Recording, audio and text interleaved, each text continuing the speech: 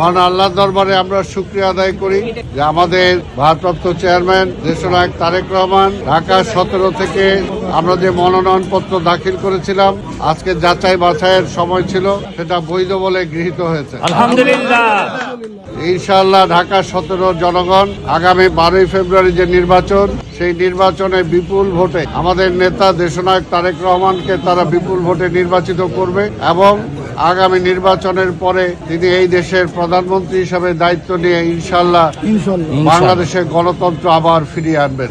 আমরা আশা করি শহীদ রাষ্ট্রপতি জিয়াউর রহমান এই দেশে যেমনি গণতন্ত্র ফিরিয়ে দিয়েছিলেন, বেগম খালেদা জিয়া যেমনি এই দেশে গণতন্ত্র পার্লামেন্টের ডেমোক্রেসি ফিরিয়ে দিয়েছিলেন, আজকেও দীর্ঘ 17 বছর মানুষের যে ভোটের অধিকার কেড়ে নেওয়া হয়েছিল, যে স্বৈরাচার পাথরের মতো মানুষের বুকে চেপে বসে আছিল, আজকে সেই স্বৈরাচার বিদায় হয়েছে, কিন্তু এখন পর্যন্ত কিন্তু গণতন্ত্র আমরা ফিরে পাই নাই। তাই আগামী নির্বাচনের মধ্য দিয়ে জনগণের ম্যান্ডেট নিয়ে ইনশাআল্লাহ বাংলাদেশ আবার একটি গণতান্ত্রিক রাষ্ট্র হিসাবে সারা বিশ্বের মুখে মাথা তুলে দাঁড়াবে। এই দেশটাকে গণতন্ত্রে ফিরে আনার জন্য আমরা ধানের শীষে ভোট চাই।